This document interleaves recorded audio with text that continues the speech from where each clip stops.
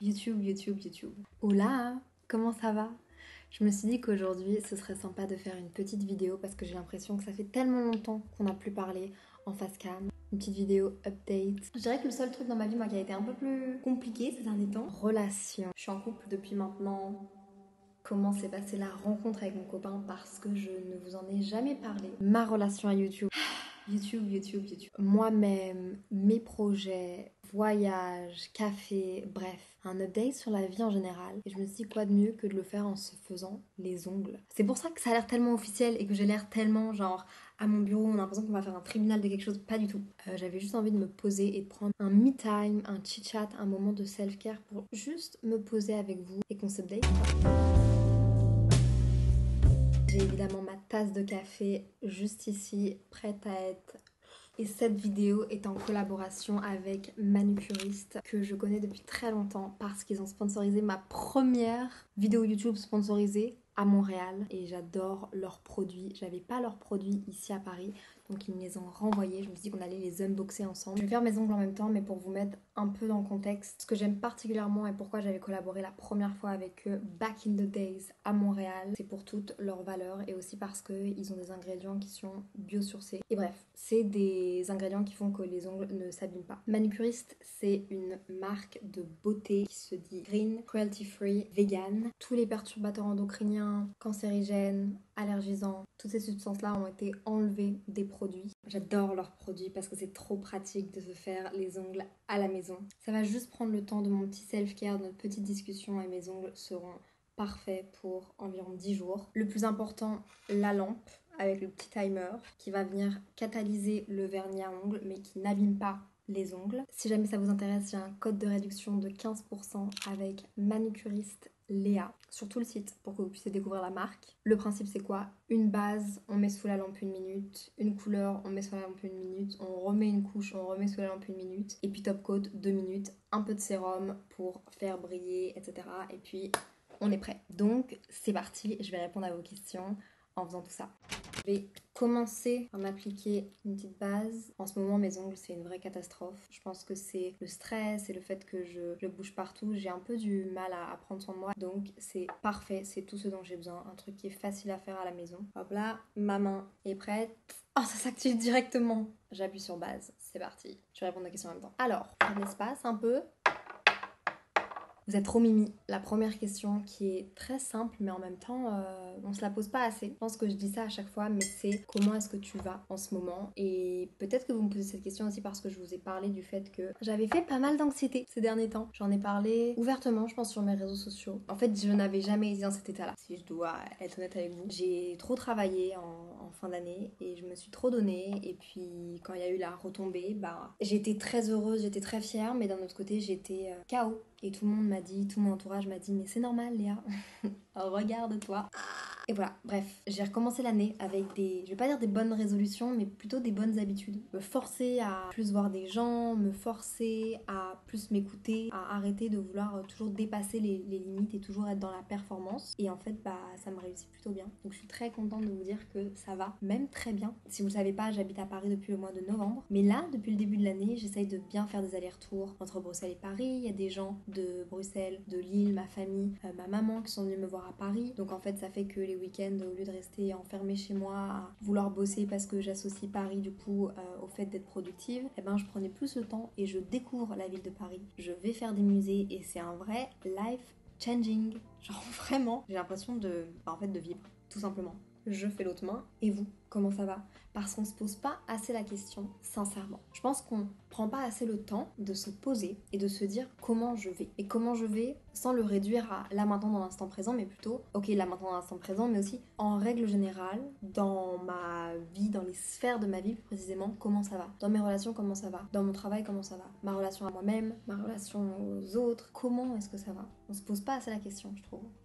Une minute, c'est sec. Je dirais que le seul truc dans ma vie, moi, qui a été un peu plus compliqué ces derniers temps, c'est pas compliqué parce que je suis super heureuse, mais c'est le départ d'Inès. Inès est partie en Amérique du Sud pour un voyage de environ 6 mois. Et cette personne compte tellement pour moi qu'évidemment, j'ai peur et qu'évidemment, j'ai ce petit truc en moi de...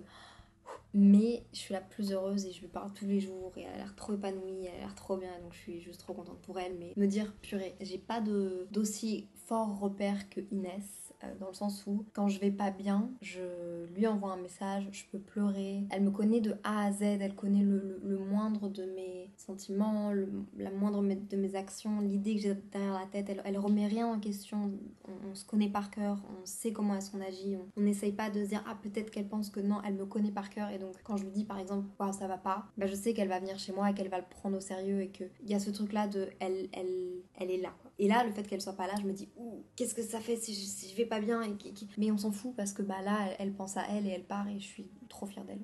Attendez, regardez, j'ai un stickers de Simple Caféine. J'avais sorti du merch. Et j'ai des stickers. Simple Caféine, c'est mon podcast. Si vous l'avez jamais écouté, vous manquez quelque chose. Vous voyez ? Je sais pas quelle couleur choisir parce que pour le moment mes ongles c'est vraiment une cata. Oula le jaune il est beau. Ils ont aussi sorti une collection couleur du Mexique qui est trop cool pour cet été. Mais je sais pas, j'ai envie de tester le jaune. Franchement tant pis que mes ongles soient courts, ils vont quand même slay, c'est pas grave. En référence d'ailleurs à un de mes podcasts, j'ai reçu une question qui est où est-ce que tu te sens chez toi actuellement? Est-ce que tu restes à Paris? Etc.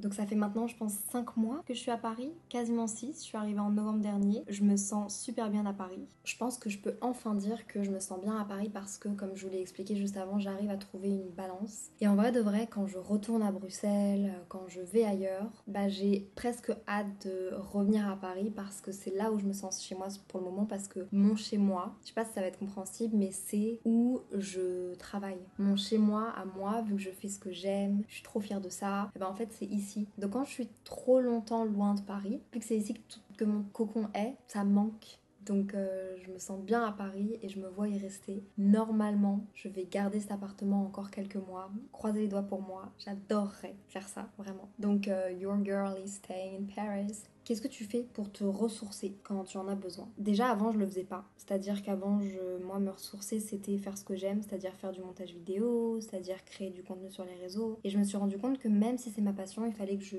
trouve des choses, autre chose à faire que ça, parce que bah tu peux pas juste faire la même chose à longueur de journée. À un moment donné où ça devient plus sain, ça devient plus SCS comme on dit ici, sain et simple, ça l'est plus du tout. Là récemment, je me suis découvert une passion pour les musées. Bon, j'ai pas été en faire énormément, mais c'est un truc que je veux vraiment faire cette année. Aussi, j'ai découvert une passion depuis Montréal et depuis mes crises d'angoisse que je faisais à Montréal pour... J'avais pas une passion, mais j'aime lire. Alors, je sais pas si j'aime lire ou si j'aime juste les livres de Colleen Hoover, mais c'est une autrice que j'adore. Elle fait des histoires d'amour. Et moi, pour le moment, j'ai lu Maybe Someday, Maybe Not, et maintenant, je lis Maybe Now. C'est quand même des livres de 400 pages. Alors, je suis pas peu fière pour quelqu'un qui avait plus lu depuis l'âge de 12 ans et qui faisait un rejet total de la lecture parce que j'ai raté toutes mes compréhensions à la lecture en français, en anglais, en néerlandais à l'école.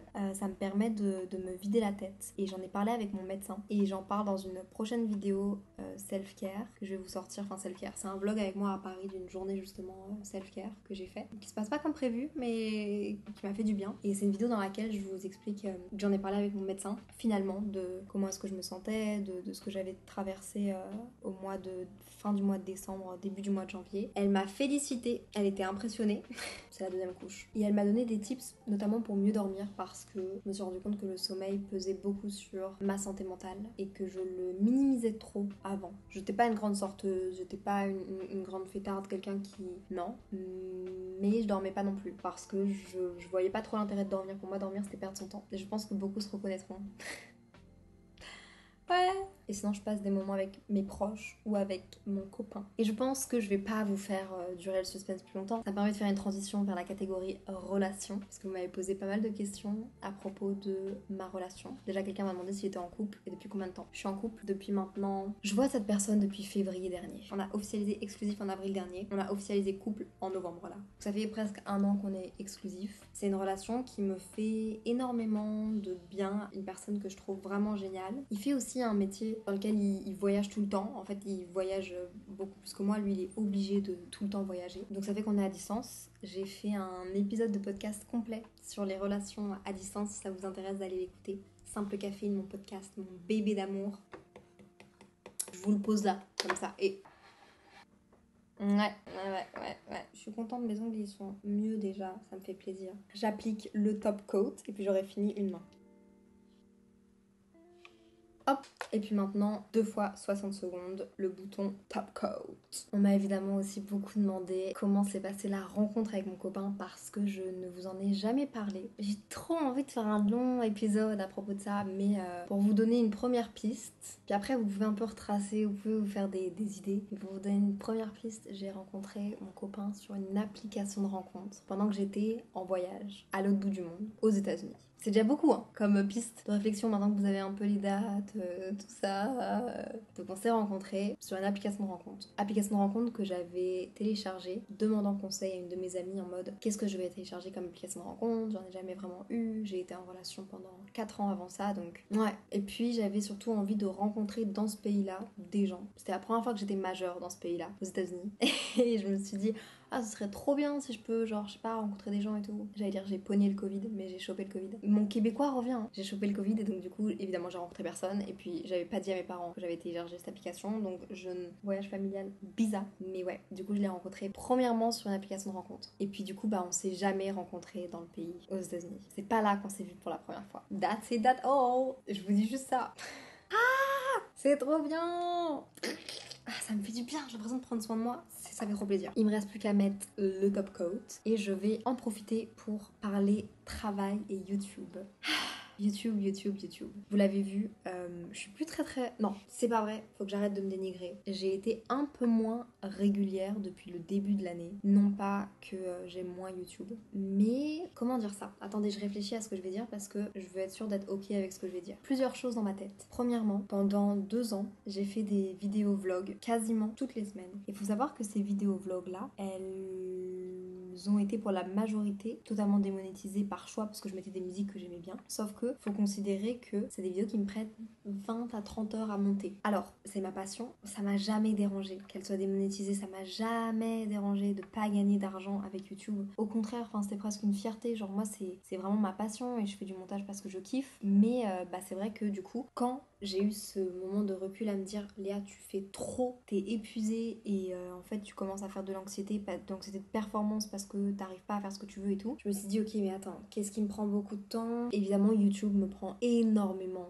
de temps et j'ai plein de projets, j'ai envie de faire plein de choses et donc ça a été un gros dilemme d'ego, perfectionnisme aussi parce que j'adore publier des vidéos, j'ai envie de publier des vidéos, c'est ma passion, mais d'un autre côté je me suis posé la question, je me suis dit est-ce que ça vaut vraiment la peine de publier une vidéo par semaine? Tu l'as fait pendant 2 ans, ça te plaît toujours autant, mais pour ton bien-être, est-ce que ça vaut la peine? Est-ce que ça change vraiment quelque chose? Je pense que oui, dans le sens où YouTube c'est la plateforme sur laquelle je me sens proche de vous, laquelle je me sens bien avec vous et je me sens vraiment genre connectée et partagée avec vous. Maintenant que j'ai le podcast, j'espère que beaucoup d'entre vous écoutent le podcast parce que je me confie encore plus que sur YouTube. Il y a ce truc là de pas avoir de vidéo, c'est vraiment intime, parfois je fais même des vlogs. J'ai fait un podcast dans lequel je me fais tatouer avec Inès et j'ai tout enregistré. Mon premier tatou, mon premier ressenti, tout est enregistré. J'ai même interviewé la tatoueuse et c'est des épisodes qui durent entre 20 et 50 minutes. J'adore ce format-là, vraiment, c'est un peu pour moi un nouveau type de partage et de vlog. Donc, premier truc par rapport à YouTube du coup, mais j'espère que vous comprenez que c'est pas du tout contre vous, c'est plus pour moi. En fait, chaque fois que je publie une vidéo, je faisais la deuxième.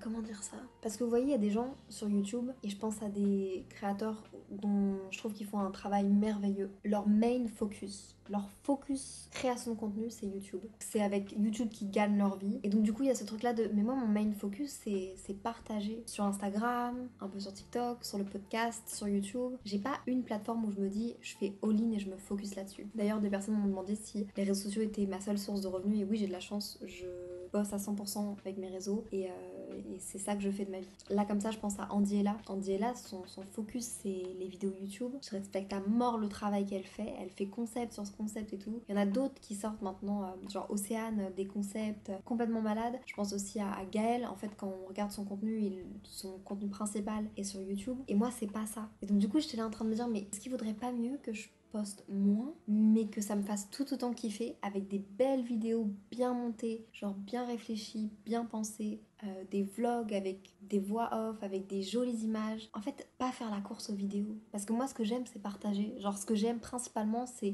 être liée avec vous, vous partager des choses, ce que je fais à travers le podcast, ce que je fais à travers Instagram. J'essaye que ce soit pas trop lisse. Et puis, ce que je fais aussi avec YouTube, j'ai envie que toutes mes plateformes se complémentent. C'est ça que je cherchais. J'étais pas sûre de le faire de la bonne manière avec YouTube vers la fin de l'année dernière. Est-ce que ça valait la peine? Est-ce que c'était pas juste répétitif? Et donc du coup, je prends un peu plus mon temps avec YouTube. Deuxième truc avec YouTube, et il y en a beaucoup qui en ont parlé, c'est YouTube, ça devient comme la télé. C'est une source de divertissement. Et moi, j'adore ces vidéos-là. Les vidéos en studio produites, des gros concepts, etc. Moi, je trouve ça sincèrement cool. Sauf que ça m'a un peu rentré dans le crâne. Et je me suis dit, mais attends, moi aussi, je dois faire ça. Mais moi, je veux pas du tout faire ça, en fait. J'ai pas les moyens. First thing first, est-ce qu'il faut que je me moule à ça? En même temps, j'adore regarder ces vidéos-là, du coup, ça pourrait être trop cool à faire. Est-ce que je dois me mettre à jour? Et ça a été super overwhelming de me dire, mais purée, qu'est-ce qui se passe? Et en fait, non. Moi, ce que j'aime, c'est raconter des histoires, c'est vous emmener dans mon quotidien, c'est me sentir proche de vous. Donc, il y a eu tout ça. Je me suis posé toutes ces questions-là. Et maintenant, ça va beaucoup mieux. Parce que je suis en paix avec le fait que, encore une fois, je suis là pour partager avec vous. Je suis en pente. Je suis en pente, je suis en pente, je suis en pente. Je me mets mieux. Je vais continuer de vous parler et je vais essayer de faire du nail art. Parce que j'ai fini mes ongles, je vais vous montrer comment en enlever un. Mais avant ça, j'ai envie de faire du nail art. Puis si jamais je me foire, c'est celui-là que j'enlèverai. Je me mets à l'aise, hein, là. Franchement, on n'est plus à ça près. Hein. Le orange est beau. Hop là. Je mets un petit rond, comme ça.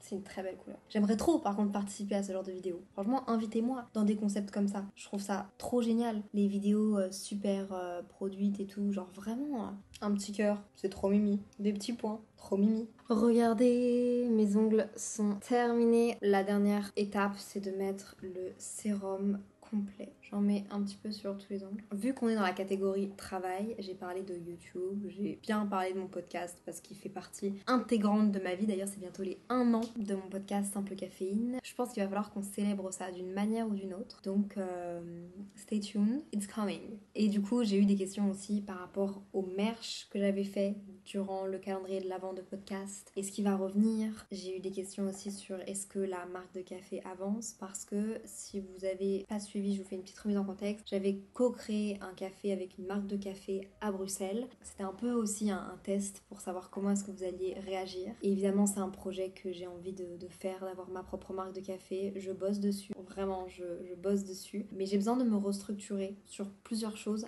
Je fais ça au mieux.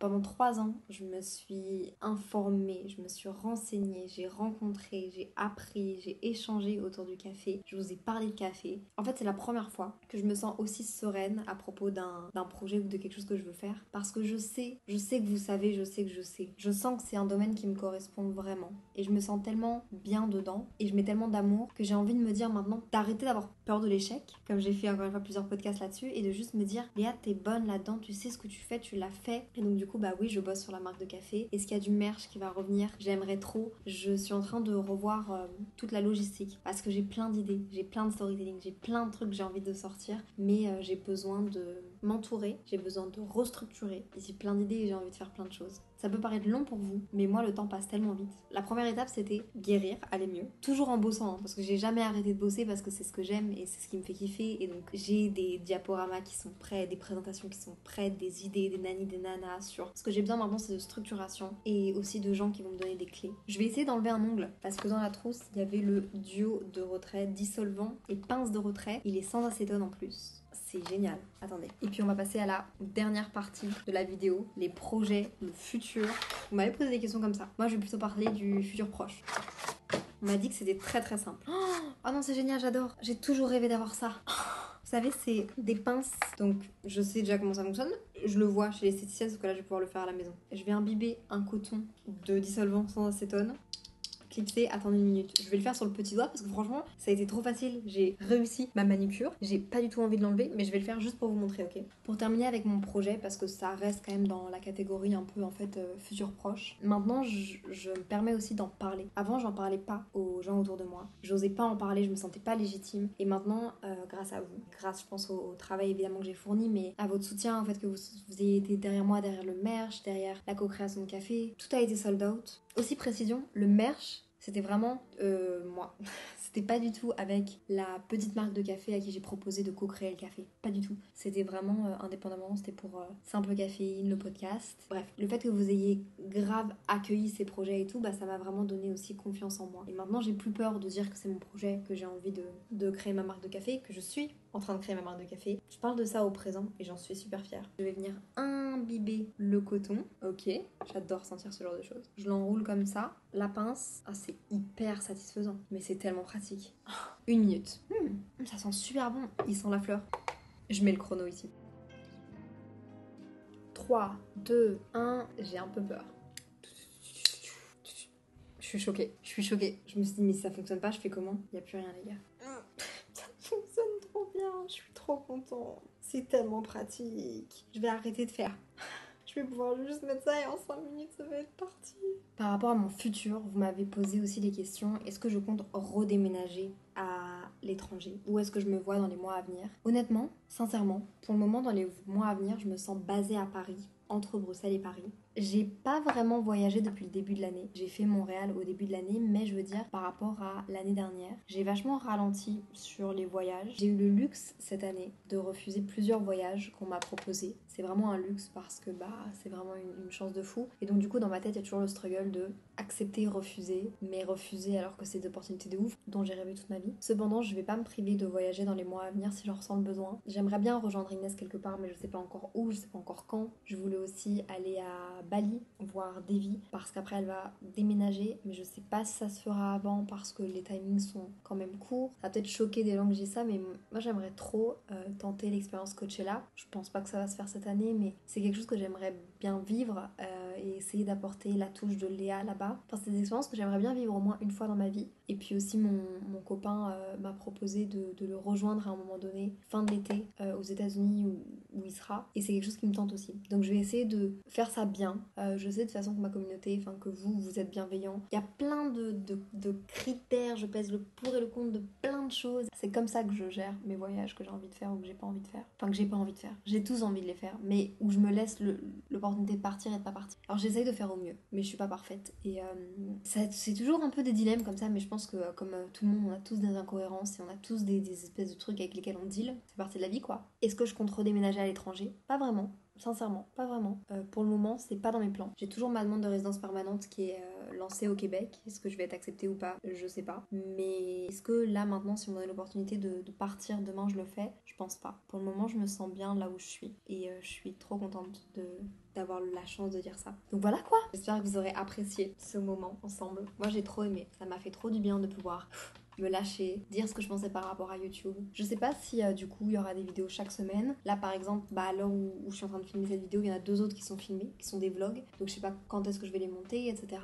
Mais je pense de plus en plus aussi à mettre mes podcasts sur YouTube, ou en tout cas à faire des trucs autour du podcast sur YouTube. J'en ai sorti un d'ailleurs avec Inès, si vous voulez aller le regarder et l'écouter. Je trouve qu'il y a une vibe plutôt sympa. Moi j'aime ce genre de vidéos. Parfois j'écoute des podcasts en audio et puis parfois je regarde des podcasts sur YouTube où je les mets en background et j'ai l'impression d'être avec mes potes ou de parler avec une pote. Donc je me pose aussi la question, est-ce que je mettrais pas mes podcasts plus souvent en format vidéo sur YouTube? Ça ferait des vidéos un peu qui compléteraient les trous de mes vlogs qui me prennent beaucoup de temps à monter. Je sais pas, dites-moi ce que vous en pensez. En tout cas, merci pour tout. Je suis tellement reconnaissante et tellement heureuse de vous avoir dans ma vie. Et j'ai trop hâte des mois à venir et des choses qu'on va faire ensemble. Et bref, merci de me soutenir, merci d'être là, merci d'être vous. SCS, sain et simple. Prenez soin de vous, soyez bienveillants avec vous-même, avec les autres. Vraiment, vraiment, vraiment. On se retrouve sur le podcast, sur Instagram et puis bientôt dans un nouveau vlog. Avant de quitter cette vidéo, en barre d'infos, vous avez le lien vers Manucuriste. 15% avec le code Manucuriste Léa. Et puis kiffez quoi. Kiffez, kiffez, kiffez.